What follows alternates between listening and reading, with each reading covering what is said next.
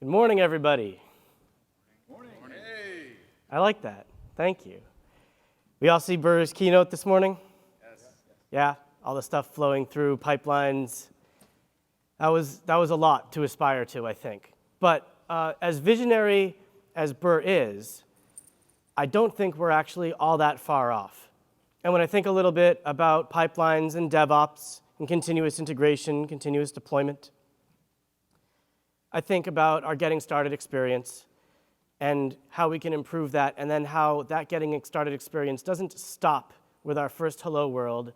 It has to mature with us and go into our development experience and be something that we can have and hold on to. It shouldn't be a hello world and it's like, all right, that's good. Now I want to go do some real work and I've got to go do some whole other thing. So how are you? My name is Andrew Rubinger.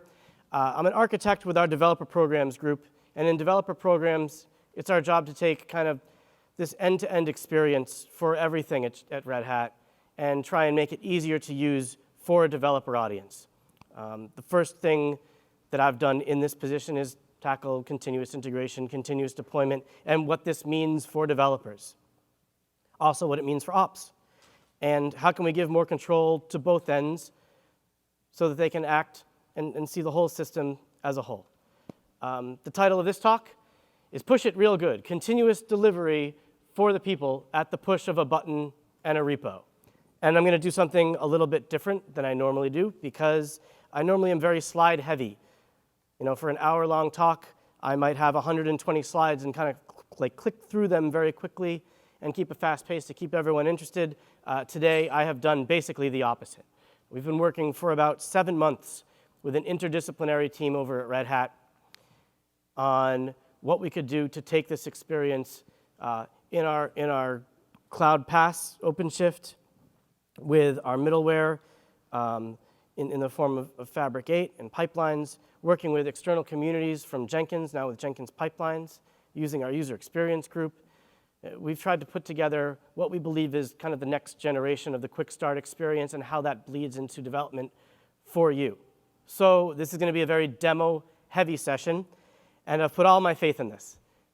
So much so that this is the one slide in this presentation. It's the only slide. So if the demo doesn't work, it's going to be a very, very short presentation, I think, right? So the idea is this is something that you can try at home. We're here to sell a vision. We are here to show you what is possible and where we're going, and maybe think of some like wonderful ideas that we can do with this once we have it. I suspect that now no one in the industry is doing this kind of quick start experience where it's getting you up and running, but with a full pipeline that you can continue along your development journey and not have to change anything. So this link right here is kind of the blog version of this talk, so that anyone at home or watching later can follow along and be able to get the same benefit that we all here in San Francisco are getting today.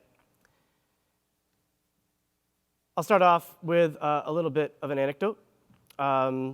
Several months ago, some of us from the developer programs team went over to our office in Brno, the Red Hat office in Brno in the Czech Republic. I believe Brno is the second largest city in Czech. And we did several things. Yeah? Do you guys know that? Or are you from like Britain or something? And you're just like, because we went there right after the last summit. You went there right after the last summit. All right, yeah, cool. And you're not still hungover from the wonderful beer that they had. That's good. Yeah, we went there and we were there to do several things. It's a full team meeting, but we did spend an entire day acting as users. And the question that was asked of us, hey, let's assemble into teams and let's take the day. Everyone here in this room, there's maybe like 50 of us, assemble into teams of like 6, and everyone is going to build an application from scratch, and at the end of the day, we're all going to present it to one another and see how that goes off. And I thought to myself, I am going to kill this. First of all, it's a competition. So if you're anything like me, you're like a little bit competitive and have like a little bit of a huge ego about how good you are at like software engineering. So I'm like, we're going to kill this. I'm coming from a background in middleware, had been working for several years on a testing framework with this guy over here called Archelion. So we believe that testing is a first-class citizen of the delivery of any piece of software, and how can you test in a real environment. Also on my team was the lead of JBoss Forge. This is a project that's built to bootstrap up a new project so that you're not doing all the boilerplate to get it started. And we had several other members, including like a project manager, someone who's good at UI, and like another awesome like Java EE developer, and a front-end coder. So there were a bunch of us. And I was like, this is amazing. We are going to knock this app out in the next 2 hours, go drinking for the whatever, and then we'll come back here in time to win the competition. That was the expectation. But then you break down the problem a little bit. And starting up a new project in Greenfield is actually a lot more difficult than you may think if you want all the things that we'd become accustomed to in delivering our open source projects and the products at Red Hat. You know, that's the conceptual infrastructure of having an authoritative continuous integration environment and a build that's actually doing real testing and doing integration in a way so that like the various team members, because it's a short period of time, you want to be achieving parallelization and you want everyone to be working on their thing, and when they merge it into the main line, you know, upstream master, you want it to be able to be checked to make sure that it's good. So we wanted the CI environment, and then we wanted the CI environment to be like pushing continuously into our like production system, into our deployment environment, so that we weren't manually taking any time to go do this. And that's actually quite a bit to ask. We had written a book a couple years ago called Continuous Enterprise Development in Java. This is before the term continuous delivery had kind of come about. And we also had an inkling that there was more to just continuous integration and deployment, so we chose continuous development. But I think now we're all maybe a little more comfortable with continuous delivery or continuous improvement to cover the whole cycle. And there's a chapter 11 in there, and I was so proud of this chapter. This chapter was awesome. It was probably like the one that we got asked about the most. Because while every other chapter talked about a slice of the technology, chapter 11 is about how we create a CI environment for all the stuff that we've already tested so well, and how we hook that in to our deployment environment and chain it all together. And we encoded a best practices way, which at the time, 2012, 13, something, was pretty great because it gave you a full automated path into production. And you know, I've come to realize that the user still has to go do all of those things, and each of those steps are kind of like held together with Scotch tape, and it's like a little bit, if you change the name of a repo here, you've got to change the name of your build. If you add a new module into your system, then that has to change the build, and that has to change the build script, and they're all kind of in different places. So it's all kind of this deck of cards thing, and any one component isn't tightly bound to another. So we all were in this office, and we put together this stuff, and I realized that we were not the only team in this challenge having this problem. Basically, everybody was. And I looked around the room, and there were several teams, maybe like 9 or 10 of them, and everyone had spent like the first 4.5 hours doing project bootstrapping, figuring out the CI environment, figuring out how to get it into some sort of deployment thing. And that was like 4.5 hours, and we were allocated 6. And then maybe the next hour and a half was trying to do dev, or maybe the next hour was doing dev, and the last half hour was everyone trying to like get it all integrated in together and into production. I want you to keep in mind that I think that my team is amazing. They're so skilled and talented. These are not newbies. And to see that struggle there for people working at our company, and not just with Red Hat Techs, we used a lot of other open source projects too, really drove home the point that this is something that we can make much, much easier. And that's exactly what we tried to do with our Killian too. It was a design goal there. We want to make sure that you're testing in a real environment, that it's extensible, but that we're doing all of the bulk of the work for you that you don't have to do yourself. So we said, okay, great, this is a problem that we're going to head out and go solve. And upper management kind of said, yeah, that's wonderful, and you're going to do it by Summit. So here we are today, right? And that's the demo we're going to build out. I want to make this whole thing into something that you could basically don't have to touch. This talk is specifically geared to Summit in that this is maybe considered a tech preview. This is showing you the vision of where we're going. And because you're here, you actually get to see things maybe before they're like officially announced or ready as a product. But it's where we're going, and it's coming soon, and it's working. So if we're familiar with the traditional Get Started experience, does anyone want to like give me what that looks like? You want to learn a new thing, or you want to start a new module. Does Does anyone have any like ideas for what that looks like? And I know this is a shy audience, but I think you can do it. We have microphones. Yeah. Go for it. Git clone a repo and start playing with it. Yeah, deploy to repo and what's that? Start playing with it. Start playing with it. Yeah, all right. Git clone. You say git clone the repo?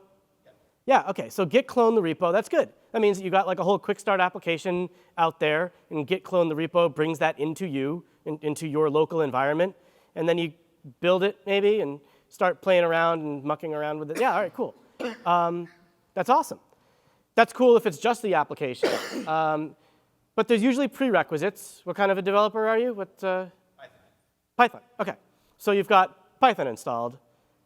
Maybe a little bit easier for you than for some languages, right? Because for you, that looks a little bit like a DNF install Python or something, and that's all you need. And maybe our Node people are like similarly spoiled, right? With the whole like, just give me Node and there it is, and it's a runtime.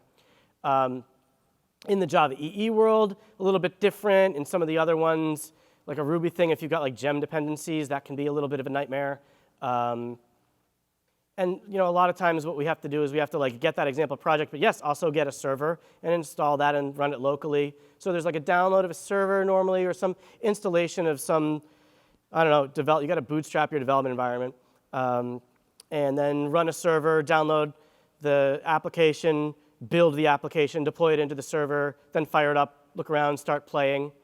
That whole thing right there is great, and it gets you playing and learning a little bit. But then you've got a built application locally, and now it's on you to go put that into production somewhere. And we've got container technology now. It's great. OpenShift, V3 is powered on this, now based on Kubernetes, and on V2 is still based on Linux containers. So now we've got this like standard packaging format by which we can take our applications and very easily ship them from here to production. But how are we making those containers?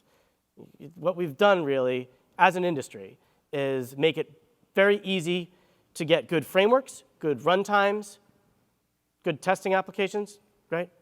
And your development experience there is great from dev, and your deployment experience is also great. But with the containers, we've also left it to you to carry that container on your own and bring it from one place to the other. This is kind of the gap that I think that we need to bridge. I feel like there's like a little bit of like Oscars music like going along, and I'm like, thank you, I've always wanted this award. That's wonderful. Okay, so what can we do? Let's take that and make it into a push button experience. We took a look at like all the constituent components that are there, and we're like, okay, all of these things are automatable in some way. It's just that no one's gone and done that for everyone with like a cohesive platform yet. So we've got, I think we should all be like really welcoming him. This is Nathaniel, right? This is Nathan. A little welcome. I've asked him, before we started, I asked him if he wouldn't mind being a guinea pig and taking a Chromebook and coming up here and showing us, this will be his first experience using any of this. And that's mostly because if it doesn't work, I can be like, okay, Nathan, like you did it wrong, I guess. Like I can shuffle off the blame. But come on up to the stage, please. And let's see how this goes. I'll even unplug over here. And Nathan says he's not a Java engineer, so I think what we'll do is we'll get him started with his first Java EE project today. I think that sounds good for me, right? What do you say? Yeah, all right, cool.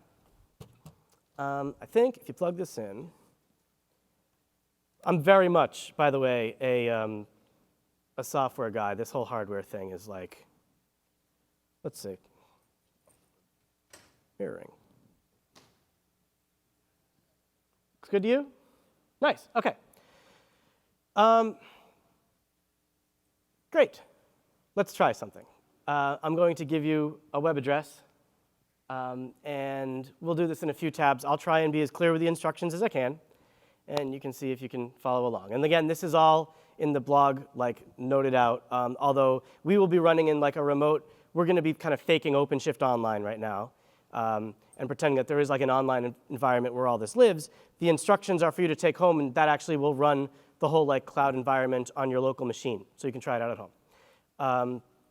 Let's go to bit.ly. That's bit.ly/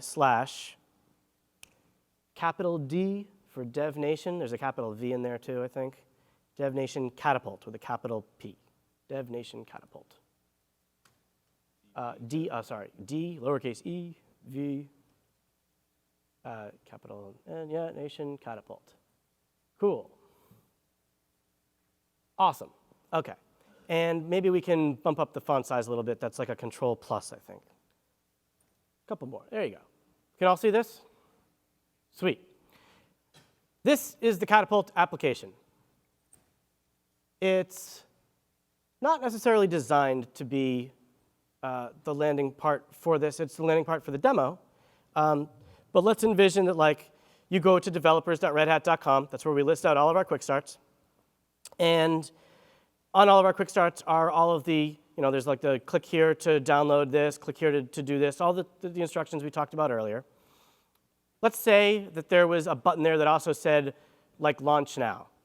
That's what Catapult does. And this is the little front end I've made for today, just so that we can like mock that whole launching experience.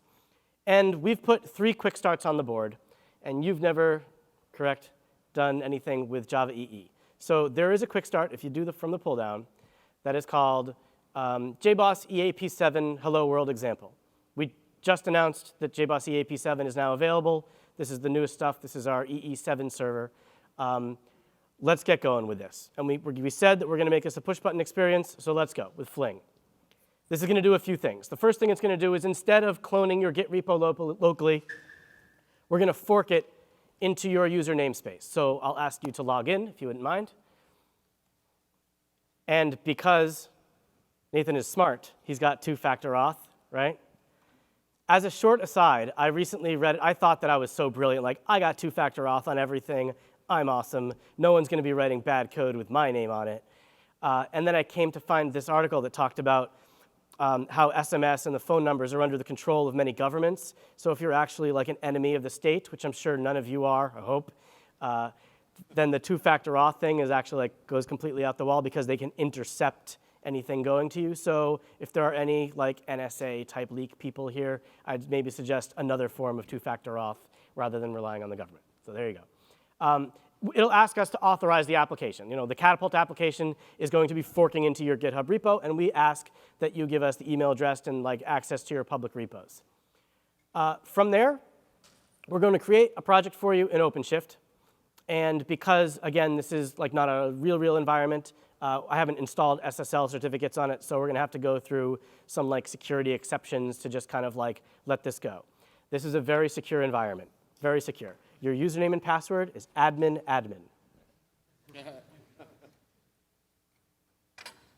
Some people on my team were like, do you want to change the defaults or whatever? And I was like, nope, we're not changing defaults. We're not doing whatever. It's too late before. We're going to burn this environment down to the ground after we're done. OK, so you've selected your quick start, and you have pressed the button. You've authorized us, and you've logged in. We've forked this into your repo. Actually, to prove it, if you go, let's open up another tab. We'll go to GitHub. And under your namespace, you will probably see one called, if you go into repositories, you'll probably see JBoss-EAP, yeah, the quick starts. There you go, right there. Yeah, that was not there before. We just forked this there for you. So cool. So let's go back to the OpenShift console. Oh, well, yeah, we'll open it again later. It's fine. And if you pull that down, you'll see that we've like provisioned out a Jenkins instance for you, right?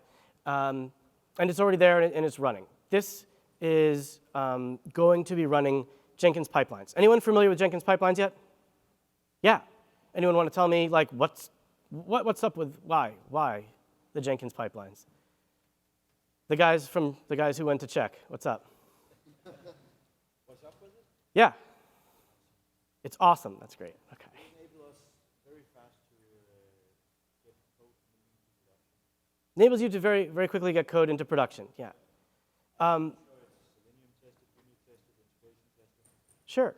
Selenium test, unit test, integration test, right. But it's not doing any of those things, right? It's just Basically giving the opportunity to run it. correct. Actually, while we're talking about this, if you wouldn't mind, going to Browse and Builds. and click on the build that's in there. And there's a Start Build button. That's the one. Kick that. We're going to kick this thing off, OK? The Jenkins Pipelines is what we've chosen as the pipeline orchestration technology backing everything that we're going to do. We had several design goals when we went to go do this, and that's it. It has to work for everything. People may want to be using Jenkins as the thing building their software, or maybe they can't, or maybe they want to use something else. User choice is always very important to us in open source. However, Jenkins Pipelines ends up being a wonderful abstraction away as just a pipeline orchestration engine that can have named stages, that can do anything really, call out to wherever, and it's powered by a Groovy script that we'll call it Jenkins file.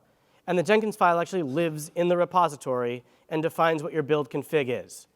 So this is amazing to me because it means that for all the times that I've had Jenkins jobs floating here and my code base here, sometimes I've had to make a change to my code base that affects how it's built, and then I've got to go make sure that the job config is in lockstep, and now there's no auditable difference between the commit that I've got here and the job config. The two are completely independent. I want my builds to be maintain, to be reproducible over time. I can always go back to a commit, and it'll build in the same way that it was built before. So anyway, we've kicked this build, and we see now that we've got our stages running. How many, again, we're using Jenkins? We've got hooks out to the system. We're visualizing this here in OpenShift, but if you click on view log, for instance, this will give you an exit point into the areas that you're already familiar with. Anytime you see these SSL things, feel free to just say, yeah, sure. Here, I change things up on you. It's admin, password. That's right. Anyone seen Maven builds before? What do? They download the internet.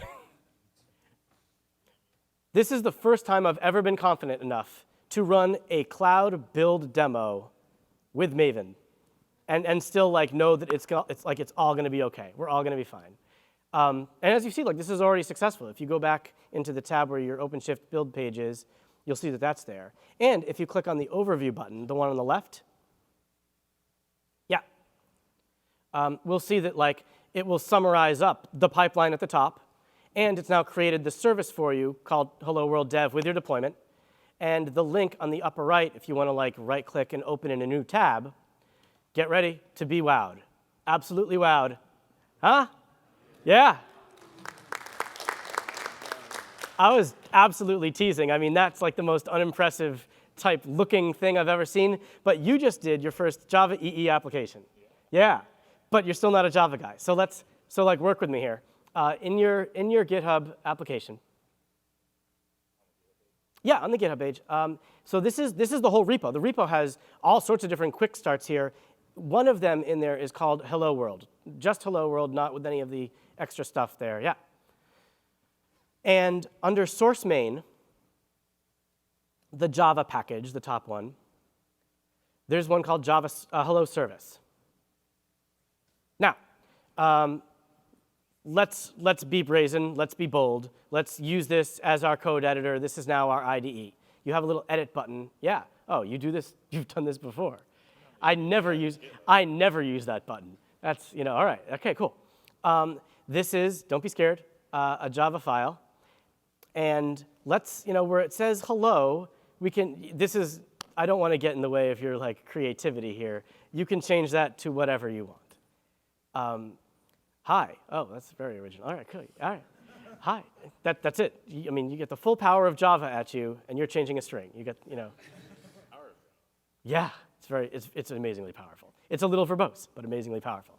Also, if you wouldn't mind, it says author Pete Muir. Why don't you put your name there? It's totally fine. Pete's my boss. We go back, way back. It's fine. It's all right. Plus, this is open source, and we've actually changed the implementation. We haven't changed in the APIs, and I think you can just copy APIs now. So, that's cool. Yeah, and if you go down to the bottom, yeah, you can make a little, a commit log entry if you want, or just commit it. There you go. OK, cool. We're in there. It's fine. We don't need it. It's all right. If you go back to the OpenShift tab where your overview page is, I think you'll find that a second pipeline job has kicked off. and is waiting to start and is now going to check that out from SCM for you. This is kind of what I mean about taking the quick start experience and making it into something that you can live with and mature with. We could conceptually take this Hello World application and build it out and build it out and build it out until it's out into production. This is kind of the step that we're looking to do. But it goes further than this. We've got other apps if you want. Do you want to catapult another thing up? Is that cool? Are you a Node guy? A little bit. Yeah, me too. I don't know. We'll figure this out together. That's totally fine. A new tab actually. And what was that? What was the Bitly link? It was we got it saved and everything. The top one, yeah. In that quick start list is a Node one. Sweet.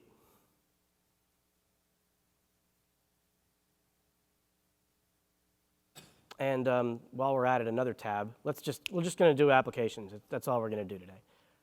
The same Bitly link, and we'll also fire up the kitchen sink one. That's kind of cool. Cool. I believe the build from the first one is probably done. So if you go back to the tab that had your, all right, so this is now done. This has been probably swapped in. I'll bet you if you refresh that page, hey-oh, look at that. That's continuous deployment, right? This is continuous delivery. I think you did a great job. Yeah, what else do we want to mess around with here? Let's pull that down and see if Jenkins has started yet. Yeah, it looks like it has. So you can go to Browse and the builds, and we'll kick off that same first build again. You can do that for each of the projects. And that's something we'll actually have fixed up too. We'll kick off this first build for you by the time that we release this out with the rest of the platform. But yeah, this was actually kind of my hope for today. Was really that normally I come and I like to show a lot of things. You know, when we did the Archillion tour, it was kind of like, let's show you all the ways that you can dig in deep and build and test some of the most complex use cases of Java EE. The goal for this talk was really the opposite. It was like basically, how quickly can we get you from nothing into a fully pipelined app and something in your Git repo that now you can go take and use and learn from? You know, we want to be enabling learning. We want to be encouraging you to try to break stuff. We want to be making it so that a whole community of projects want to be able to show this. Let's say you're developing a project and you want other people to be able to use it and get started with it. We can put this up in the same way that we've done these here, and you can catapult, fling it, and now you've got OpenShift as a deployment platform for your stuff and for your users at the push of a button. This is the type of thing that can be very useful. And not just for quick starts, not just for demos, not just for examples. Let's imagine that there is a whole bunch of, we're moving to a microservices type world now, right? So with microservices, let's think about composable templates for microservices. It's probably a pretty common use case that maybe you want to have a RESTful client implemented in Java, or a RESTful client implemented in Node, or maybe something that a mailing service or whatever. We can actually go and make these applications as templates that are working pipelinable things, and then you can go in and customize them with your business logic, and then all you're doing is your business logic, because we've started you off with the pipeline, with the boilerplate, with the test infrastructure, the whole thing. Yeah? You mind taking a look? Let's take a look at how this is all built. If you go back into the GitHub repo where your quick starts are, and you go back up to Hello World, in there we've dropped a folder, and it's called .OpenShift CI/CD. This is the stuff that's kind of going to be powering this. Now, at the moment, we've got several template files in there. Those are what's used to create the OpenShift project infrastructure. But the one that's really powering it for us when we talk about Jenkins Pipelines is this, the Jenkins file.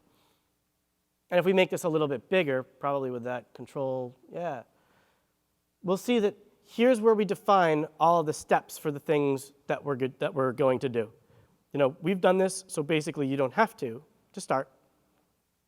But you can now edit this. Let's say you want to go add a phase that after this is done, you want to stress test it and do some memory management. You can do that. Let's say we want to add a phase that's going to, let's do some UI tests. You can do that. We want to add a phase that changes the deployment model to go into, you saw with Bert earlier, the canary and the blue-green. We can do that too. Any number of things. Also, you may notice that Nathan and I have put up this to our own OpenShift environment. And that's kind of like us-centric. But we work in teams. So like imagine you're working on a feature, and the feature may take you like 2 weeks or so, right? This right here is moving our development experience from a local-based thing into the cloud. We're testing in basically the same environment that you have in production. These are a lot of the same types of things, again, that we tried to do with Archillion, which was to give you access to testing in an environment that was as close as possible to the real thing. This is the next step in that maturation. Because you're deploying on OpenShift, because we have containers, you can actually run your tests on those containers in the same way that they will be in production with some minor differences being maybe your authentication secrets, like persistent volume mounts, basically just some configuration options, and those are the only things that we've now got separating you from your environment and production. We've given this to the individual developer. So now let's say you've been working for about 2 weeks on your feature. Every commit you put into your branch is kicking this off. You're able to see it live, you're able to test against it live, and now you've got some confidence that this is going to work right. We can even add some checks in here to automatically rebase your stuff on master so that you're always working on the new thing. Now we've eased the whole path into continuous integration because you on your own have been testing in something that looks very much like the authoritative build server, because this is an authoritative build environment.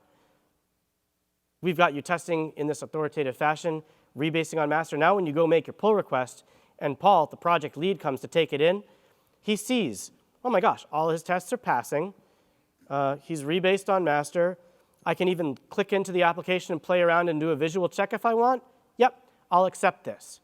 And now you've put it into upstream master, and guess what? Another pipeline build is going to kick off there with the configuration in the same way. And if you go change your project structure and you need to change your build config, that build config also makes it into the main line too. So this is how we ease continuous integration, and easing continuous integration plus testing is what gives you continuous delivery. Continuous delivery is the ability to push anything to production at any time, and to do that you need two things. You need to be having smooth continuous integration, and you need to be tested sufficiently enough that you have the confidence to do it. Everyone a big hand for Nathan. Thanks, man. You can go back now, it's okay. Thanks. That's all I got for you. I hope that we sold the message in enough time. I don't even know how long we've been talking now. We got it in half an hour. I'm totally fine with that. I think the cleaner, the quicker you can sell the message, the better. And I'll hang around for any discussions and topics we have afterwards. But if anyone wants to go to the mics, I'll take questions for that too. And we can have, I'm hoping, what'll be kind of an open discussion about what CI/CD means for us looking forward, how we want to bring continuous improvement to your orgs. And also, because we're building this out now, it comes from some base assumptions. I need to know, where are you in your organizations on this maturation chain? Are you attempting CI? Are you still having kind of old waterfall style methods in place?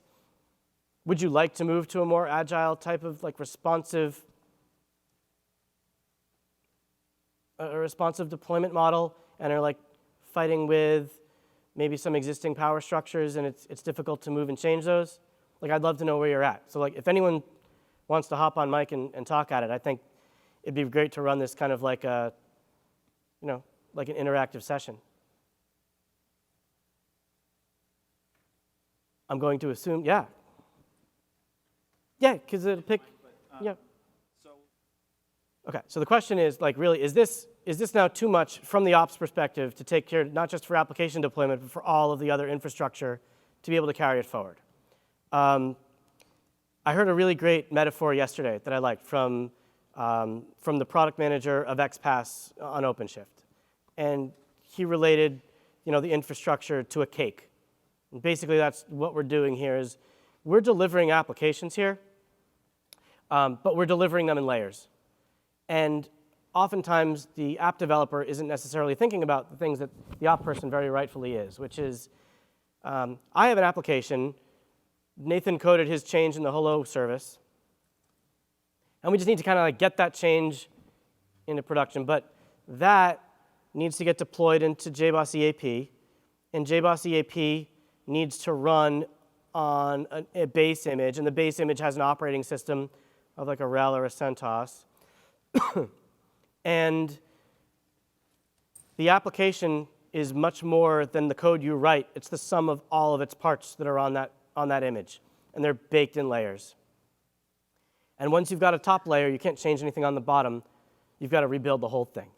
So the thing that I think this enables, to get back to your question, is the type of testing where we know that we've got a full pipeline and we can rebuild the application at any time. And let's say we're responding to like a heartbleed or some sort of an issue in the base OS, right? We now have the intelligence to know, or very soon we'll have the intelligence to know, we now have the intelligence to know, and very soon we'll have the ability to hook it all together where it says, okay, there hasn't been a git commit on this application, but it doesn't matter because we've got a new base image available. So what we're going to do for you is we're going to trigger a build with the new base image, with the new EAP on top of that, with your application rebuilt and put on top of that, give you the new base image, run it through all of your tests, and maybe notify you and be like, hey, you didn't commit anything, you didn't do anything, but there's an updated version of rel or some dependency somewhere lower down the stack, and we've put a new thing out here for you. Here's a link to the test results. Here's a link to see this running. Press this button, and you can swap that into production right now. That's the type of thing I'm hoping this enables, right?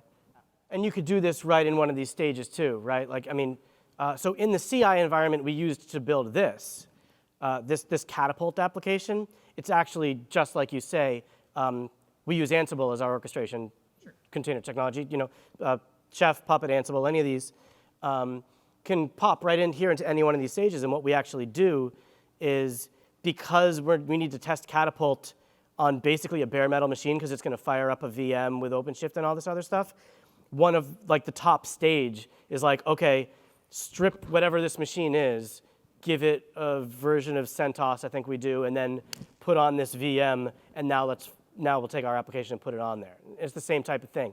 So we're actually, I think this is actually our first release of Catapult, but we did manually do the whole first thing. Now that we have a release of Catapult, we're going to use prior releases of it to build the new ones. Sure. So we're going to move it on forward. But that's a really good point about the like using an orchestration technology like an Ansible or a Chef or a Puppet to set up your OS and your OS layer in a way. We use, for application developers, we use OpenShift to build those layers. Sure. Because I know a lot of people say like Docker, Docker, Docker. It's the greatest thing in the world. It's amazing. It's great. I love it. I love that there's a common packaging and runtime format. It's so great. As a developer, I've never seen when all the other developers have gotten really happy about like, oh, we have Docker now. We can do this. I've always been more like, no, I never had to do that in the first place. It's not making my job easier. It's now I'm just doing an ops guy's job, right? Like it seems like you've now added to my thing to make ops easier. But that's the whole beauty of like the DevOps thing, is this whole like coming together thing, and now we've got a common point from which to talk. And that's why I love OpenShift, because they actually relieve me of my having to make the container. I've got the base image. I know I've got my application. I declare very strictly how I want my application built here, so that in this case it's a Jenkins builder. But like down to the command line switches, I'm saying how I want my application built, and OpenShift, given the base image and stuff, bakes me a new image for it, and I don't touch a single Docker file, which I love. Jumping a bit. I mean, this is how many are more from an ops background in this audience? Yeah, neat. This is a new world for me. Like I come from middleware, so even doing platform stuff has been like a little bit different, and then getting into cloud as well. So it's been like super interesting. I love this. Like I feel like now we have like something in common to talk about, rather than what was the discussion before, right? It was like, I've built this application. It's the best thing on earth. Just put it on a server and start it. What is your problem, right? Like that was just run it. It's like, I've tested it well. I've done it. All works fine. All of us are happy with it. Just put it on a server and run it.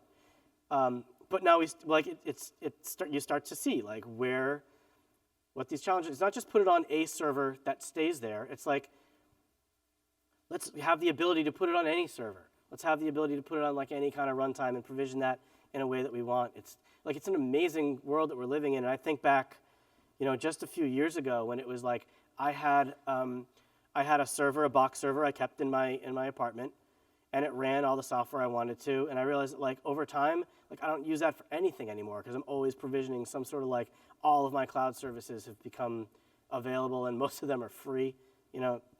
It's just like it's unbelievable. Yeah. I didn't get to this because, I figured we didn't all want to be watching builds all day. But one of the things that Nathan triggered was this kitchen sink development one. Again, we chose the hello world one was how simple is that? Like anyone can go on and change it and we see the change, we all get it. But let's show the complexity that we can do. Now, this is not the most complex application, but this is another one that we forked and flung here. My name is Andrew Rubinger. I can spell it as well. In fact, Andrew Lee Rubinger, that's what my parents named me. And I am ALR@redhat.com. And my phone number is something that you guys, I love you, but.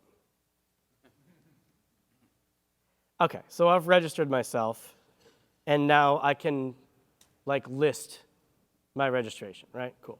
The cool thing about this particular example, I'm not going to change the code. I'm just going to kind of manually trigger a build here, if that's okay with you guys. You'll notice that this one, oh, you know what? I'm so sorry. I even chose the wrong one. That's my fault. This one here. This is our node example. Our node example has a linked service. So this right here is the node box. And over here is MongoDB, the persistent storage engine. So if we go into our little node example, what would I do?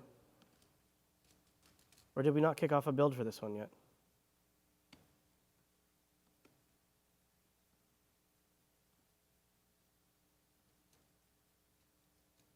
Deploy to dev.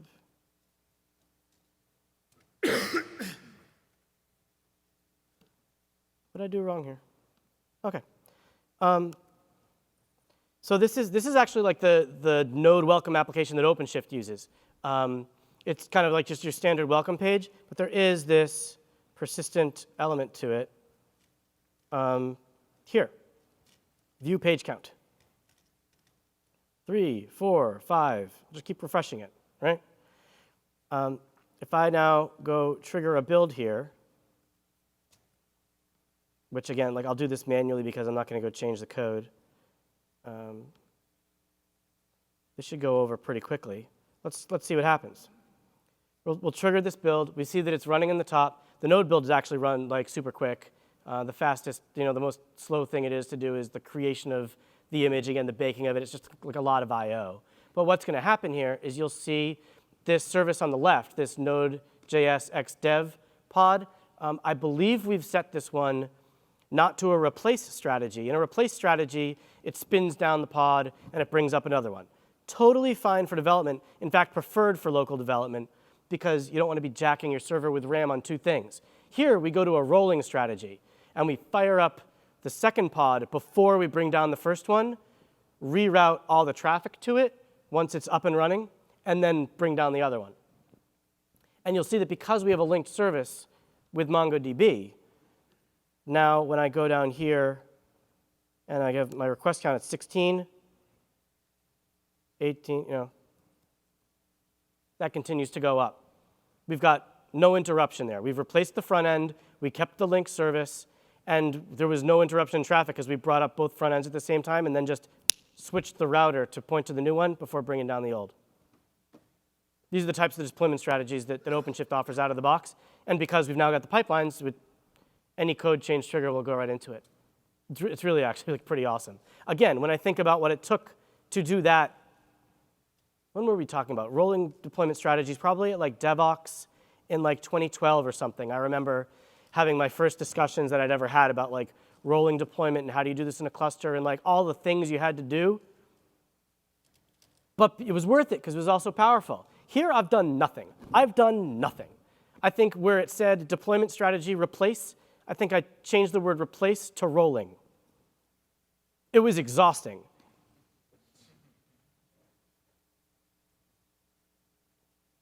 Anyone else?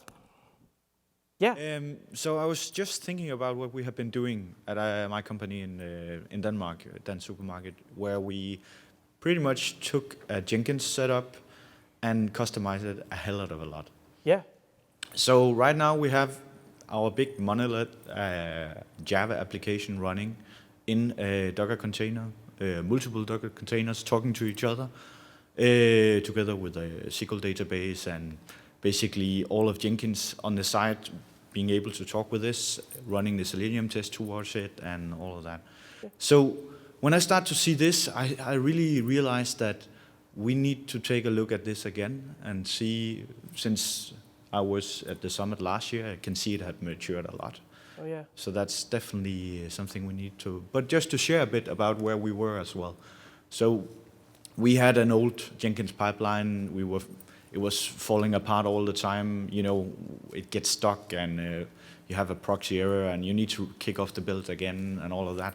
So now we have 7 physical machines we've set up with this Jenkins setup, and basically when you create a branch on our repository, we will create the Docker containers you need. We will create your master and your slaves for you.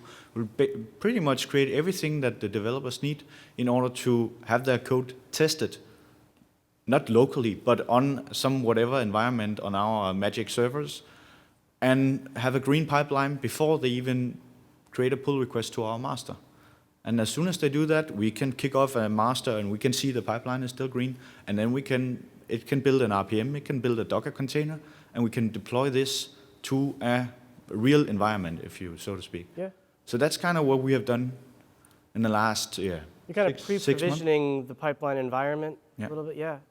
So it's just very interesting to see how Red Hat has done it and compared to what we have been doing. And I'm very curious to take it home to my developers and see how we can make those two worlds meet, because I'm sure some of the stuff we have been doing can hopefully be reused with the OpenShift. Sure. I'll tell you what, you guys you're hitting us, everyone here is at a really interesting phase, because we're starting to see a lot of these types of things like kind of converge, and because we want to be doing this like in an open source way,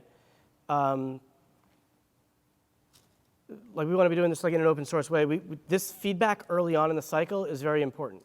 And we're in the process of putting together like the actual community by which we can talk to those things. For now, I would say anyone in the room who's got ideas or follow-ups, questions as you start to work through the blog if you run it on your own, or just like +1, that sounds great, or maybe like, oh no, this other thing is doing it. I don't know of anyone else who's doing this, by the way. And I've asked around, and I haven't found anyone who's necessarily doing this whole quick start pipeline or like give you a pipeline for free type thing. And we want to build it out. So if you want to reach me, in the coming days or weeks, maybe not this weekend, but starting next week when I've gotten some sleep and can talk to it again, like find me. I'm on AL Rubinger, and like very soon we will have a proper community project for these types of things, and we'll be looking to like get a lot of feedback about like what are the use cases that you need, because those are the ones that probably we need to solve first. At the moment, we're kind of guessing on our own intuition and by like sticking our finger in the air and kind of feeling where the winds are, but it's sometimes the like larger enterprise use cases that maybe don't come straight from the community, that come from enterprise or come from customers. Like good ideas come from a lot of places, and if we can find a way to take this work and also think about all the wonderful work that's been done with Che, right? Like here, we've had to edit in the GitHub editor, but Che also like gives you an IDE with a containerized environment, and then that gets deployed safely too. So I think there's a lot of overlap we can do with that. There's a lot of intersection of efforts that can go there. I think about the OpenShift has already like this library of all sorts of what they call instant apps. and the instant apps don't have pipelines, but they shouldn't, right? Like it's like, I want WordPress, give me WordPress. You don't want to like build, test WordPress, you just want to have it. So I think about like how this then relates into that. There are a lot of discussions that we're having both like internally and with the community about, okay, we are now at an inflection point. We can actually see how these things are going to fit together. So be a part of that conversation. That's the whole beauty of Red Hat Summit and of open source is we get to come here and show you kind of like what we've been working on before it makes it into product. Feel if the response is positive, and if it is, continue to invest in it, and invest in it in the ways that are going to be most useful to people. That's what I love about working here, actually. All right. I mean, thank you, everyone, for your time. Everyone hung around. You had some great questions. This went great. Thank you so much. Yeah. And if you see me around, catch me. It'll be great. OK, thanks, guys.